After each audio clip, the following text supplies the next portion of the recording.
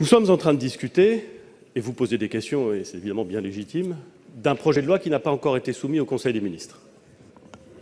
Il est en préparation. Il a été soumis, comme évidemment les règles constitutionnelles le veulent, au Conseil d'État et à un certain nombre d'organismes qui sont conduits à formuler des avis sur ce projet, et il sera soumis au Conseil des ministres le 24 janvier prochain, dans les conditions qui sont prévues évidemment par les textes.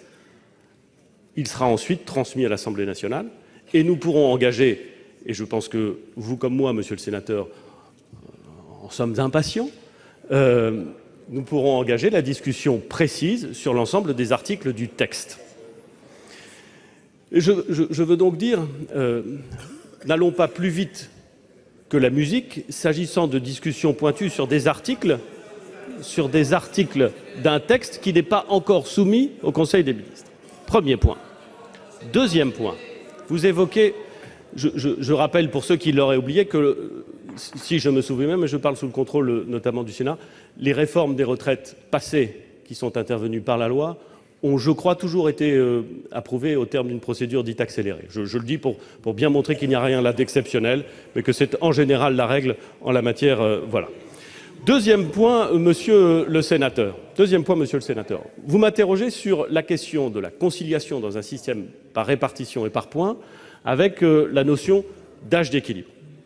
Car oui, en effet, dans le système futur, l'âge d'équilibre sera un des éléments de pilotage du système par les instances de gouvernance qui seront déterminées par la loi pour équilibrer le système. Et on comprend bien l'attachement, il est souvent indiqué, et j'en ai fait part pour ma part, l'attachement au principe de l'équilibre d'un système de retraite, et singulièrement d'un système de retraite par répartition. L'âge d'équilibre sera un de ces éléments. L'âge d'équilibre, c'est vrai, monsieur le sénateur, ça n'est pas l'âge légal. C'est une autre notion. L'âge légal, c'est l'âge à partir duquel on peut légalement faire valoir ses droits à la retraite. L'âge d'équilibre, ce sera, au fond, l'âge de départ à taux plein. Nous ne supprimerons pas, comme s'y était d'ailleurs engagé le président de la République, la notion d'âge légal. Car nous pensons qu'il faut laisser la possibilité à 62 ans, comme c'est le cas aujourd'hui s'agissant du régime général, aux Français de faire valoir leurs droits à la retraite.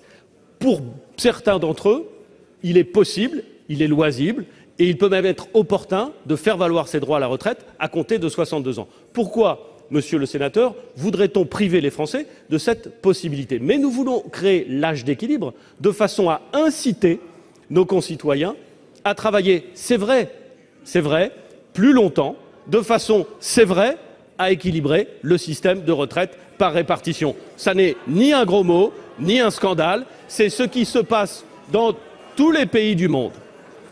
Mais nous voulons le faire, non pas, monsieur le sénateur, en utilisant l'arme, si j'ose dire, de l'âge légal, qui est aveugle pour tout le monde.